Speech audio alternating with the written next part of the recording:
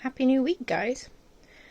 After managing to get a few products sorted last week, so finally got a few. I'm quite happy with the results, and I think I'll be able to put these on my Etsy. So I've only just recently got a new Etsy for my art, and so this week I want to get something listed, but I can't seem to decide on something, and this is having my signature on here. On the front, on the back, no signature at all. If you buy prints or you make prints, what's your preference? Because I just can't decide. I mean, I think it looks okay, but I don't want it to look intrusive. Or you've got none at all. I can't decide. So I'm leaning towards no signature. Or maybe I even have the option on the listing for signature and no signature. Give people an option. So yeah, that's what I need to do this week, is try and get things on Etsy. So yesterday I was doing a few frog studies, and I wanted to see whether this paper would be alright with my alcohol markers. So I give that a go as well. And you know what? It's not too bad really. Nothing much came through. So I think I'll be using alcohol markers in this sketchbook. Again, it's just a little sketchbook. And I really liked this guy with his big eyes, so I have sketched him onto some proper paper, and we're going to try and colour him in. Voiceover Kim here. I just wanted to talk to you about some of the toxic thoughts and feelings I've been having as a new artist. And I'm sure many of you feel the same, or have felt the same at some point in your journey. It's about my unrealistic expectations relating to the growth of my business and comparing the start of my journey to others who were much farther down the road. We've all felt like this at some point about something in our life. We want it all, and we want it now. I want to open a Patreon and a website and already have steady sales and a following, but it takes time. I need to manage my expectations. It takes time, and I have to start enjoying the journey, because having a certain number of followers or sales won't bring me happiness.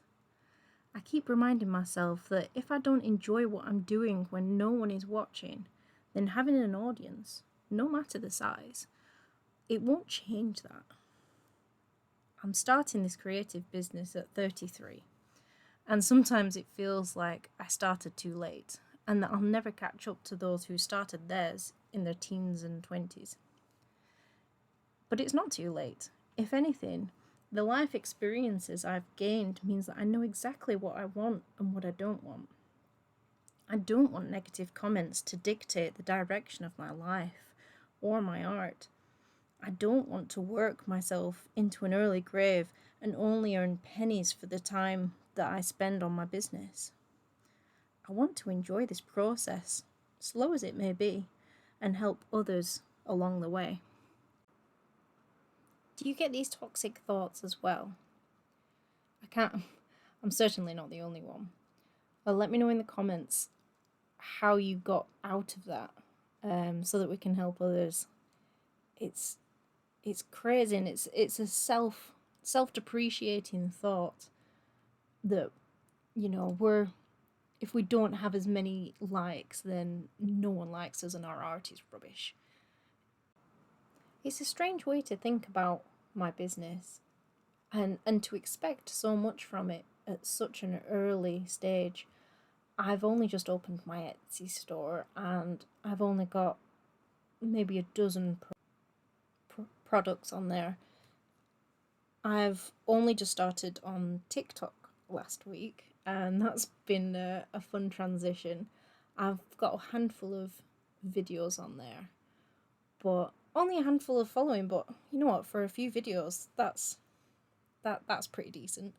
I've got more of a following on Instagram, but to be honest with you, they're not that engaged. I have maybe about 10, maybe 30 actually engaged followers on Instagram, and you can tell who are engaged with your work because every time I post something, they're the ones that are liking and commenting, and they're my fans. They're the ones that I want to tell when I've got a new product coming out.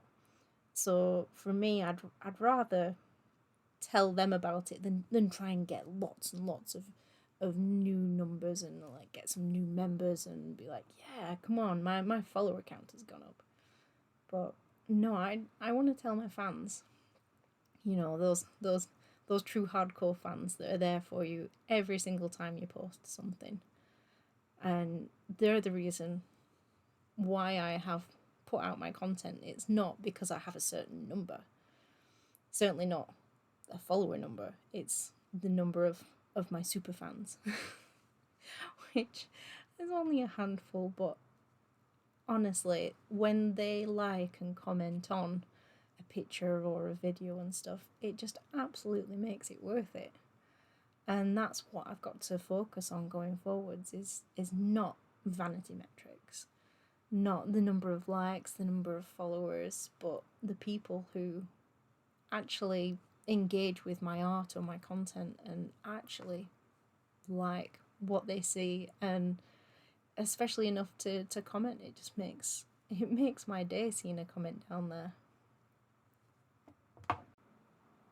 Now I have waffled on for way too long, so I'm just going to leave you to the rest of this speed paint, and then we'll get back to the studio vlog after this. I hope you enjoy.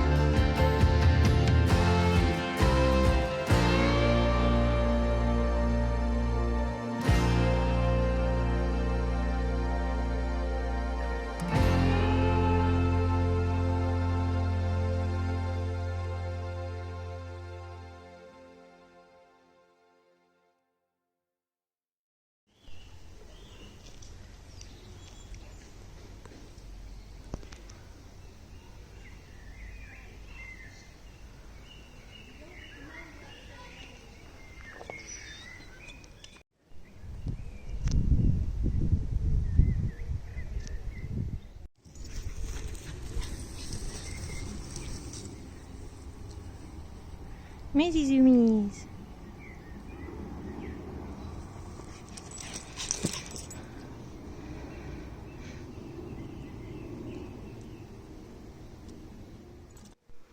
Look at this guy all the way up on this desk. You looking for cats and squirrels? He's a good boy. Yeah, you are, Ollie. You're such a cutie. You are the best colleague ever. Hey, Booty. Oh, I brought his bed up, and so he's so tall. You're a tall boy, aren't you?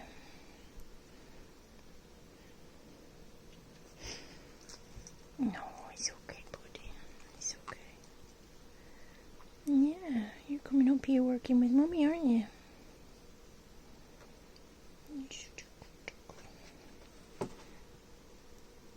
It's okay.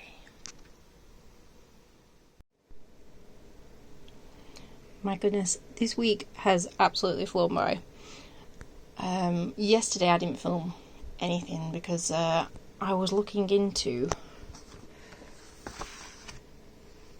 just listing on Etsy. That's all I did all day. So I did some keyword research using Keywords Everywhere. Really, really good tool. I may do a short video on it at some point. But yeah, I've tried to look at my niche, which is obviously prints. So I'm trying to get these prints listed. So on Keywords Everywhere, I'm just going through and trying to get the data of what is the monthly search volume. And I've just written down the ones that really are applicable to me and my work, so that I can add them to the title, in the description, and in the Etsy tags. And then hopefully, hopefully my items can be seen a little bit better. And then I spent the rest of the day on all these sums. Like, how much it's going to cost if I want to get things manufactured rather than printing at home. How much postage is going to cost, how much for, the UK, EU, US, how much then for like cardboard mailers or postal tubes, cellos that go with it, a thank you card, just absolutely pricing everything up just so that I know exactly how much profit that I'm hopefully going to make on each one, because I am a business. I need to make a profit, and I need to make sure that I'm not working for pennies, or at worst making a loss, which you can do if you don't do enough of these sums. Then some of these costs can quite easily run away with you. So yeah, I've got a few of these listings up now. For him, I've also got some for my autumn wind print. They're on Etsy now. I've also got Irma the Witch. She is on Etsy. So I've got a few things on there now. Slowly but surely, just building up my listings. And then I started this on Wednesday. It's Friday now. And this was a concept that I came across when I was trying to sleep and couldn't because it was too warm. But yes, it was a panda. I'm not sure if you can see it that well because this is just a pencil drawing. But it's a panda being held up by, and the concept will be, a lot of butterflies. I've taken a picture of it though because I'm putting it on my iPad because I'm not sure whether I want to do it in my Ohuhu markers, whether I want to do it in watercolour, or whether I want to do it on Procreate. So I've taken a picture of it now so that I can start doing it on my Procreate, and then I can use this